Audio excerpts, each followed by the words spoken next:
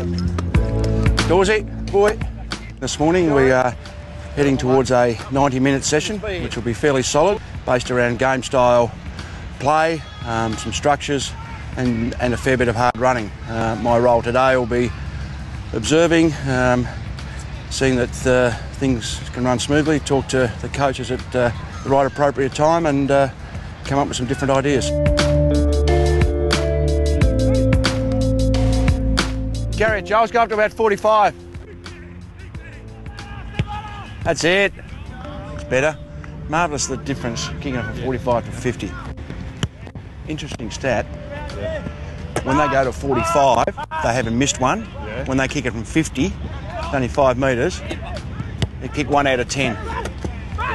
Just that extra 5 metres, they're not trying to overstretch.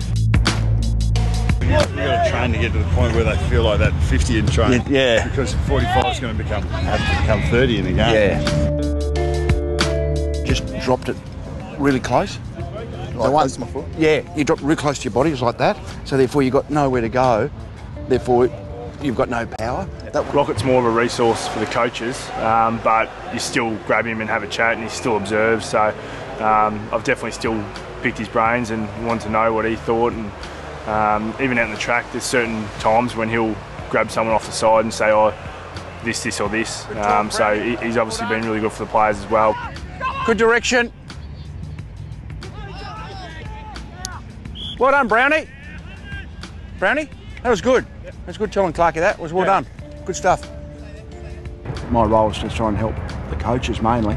But obviously younger players have got more room for improvement, got more areas they've got to focus on. So there's been a few focus areas for some of those young lads. So just I find myself just reinforcing those points. Once you got it, you were there like this to make sure that he didn't get around you.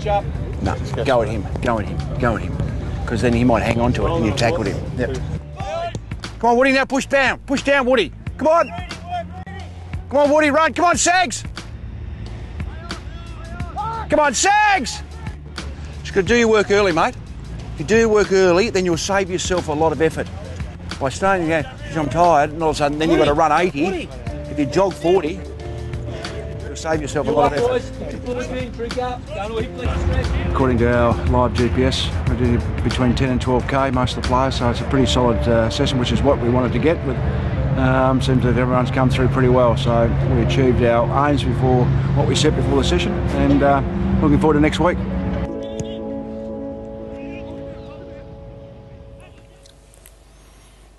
Good evening and welcome to the club. Tonight our guest in the studio is Rodney Eade. Rocket, welcome to the show. Thanks, Glenn. We're heading into round 6. How are you settling in at Collingwood? Good, yeah, certainly really enjoying it. Obviously a different role. As I mentioned on the TV then, that obviously more to do with the coaches and more not overseeing, but having an overlook at things and how they work and have some ideas, because obviously the 4 coaches are going to coach the players per se, so I don't have a lot to do with the players directly, but certainly enjoying the role. It's great. Do you miss senior coaching? Not as much as I thought I would. I think there was probably still a little bit in me at the time I left the Bulldogs last year, but now that I'm on the other side of the fence per se, I must admit I am enjoying it. I'm enjoying the, I suppose it's all care and no responsibility. It's a relatively young coaching group that you're working with. Many of them you would have coached against them when they were playing. Yeah. Have any of them surprised you?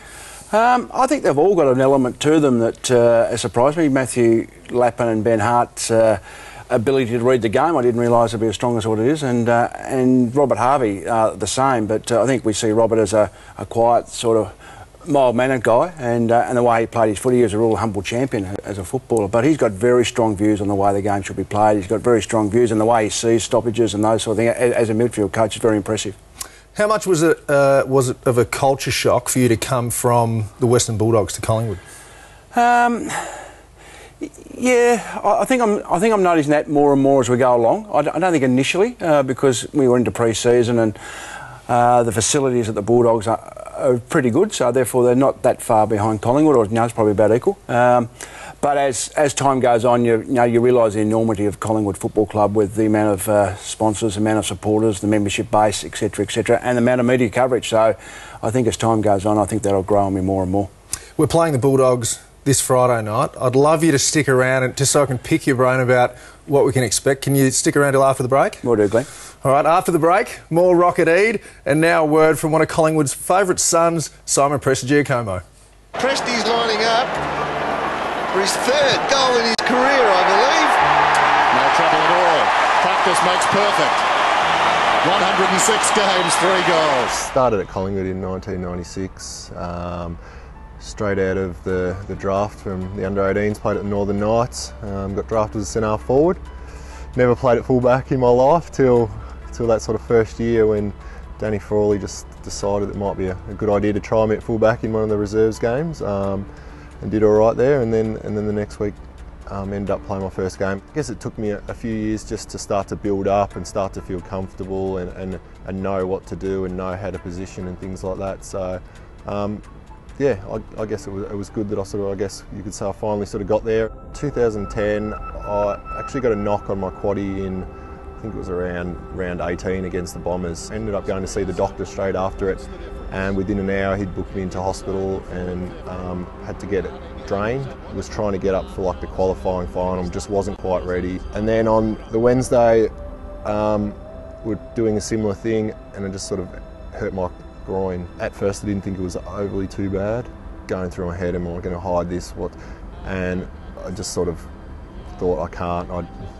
I know I won't be able to run if I do play. I was playing new. I was probably going to play on Rewalt, so I thought I'm not even going to last a quarter. And we just sort of said, yeah, probably wasn't going to play. You've got a feel for Simon Prestigiacomo. Again, a bit like Josh Fraser, talking about premiership being built by clubs, grand finals, won on grand final day. It's going to be a draw. It's unbelievable. But it's happened. When the siren went, my heart was just racing. I looked across at Tarkin Lockyer, who'd missed out as well, and we both sort of thought, we're a chance here. And I really just, I guess, started to try and do that extra rehab that I thought I wouldn't need to have done. And unfortunately, it was still just not getting better. Collingwood win by their greatest ever margin in a grand final. It doesn't get better than that. Obviously, a great day for the club. Personally, it was, a great day, but also one of the toughest days that I've had, but yeah, just great for the club. My current role at the club's merchandise operations manager started in May last year, and yeah, it's just been, I guess, just an amazing sort of eye-opener as to what happens behind the scenes in an AFL club. We did our membership campaign, and we all had to wear opposition Guernseys and things like that, so I got stuck in the Port Adelaide Guernsey. If you sort of look, it's the majority of the staff that are actually in the photo. We've recently just put up some QR codes, which are the little barcode black dotted things that you probably see everywhere now that you can scan on your new smartphones, and it pretty much is an online shop 24 hours a day. So if by chance you're walking past and the shop's closed or something like that, you can actually scan it, order a Guernsey, and it can get delivered to your door. I guess it's just another way of trying to get to our members and get to our supporters and really just provide some extra services to them. We're doing a redevelopment at the Westpac Centre, so the store's going to be a lot bigger, and we're really going to work on interactive type things in the shop. So just really, yeah, excited in working in that sort of area and that space at the moment.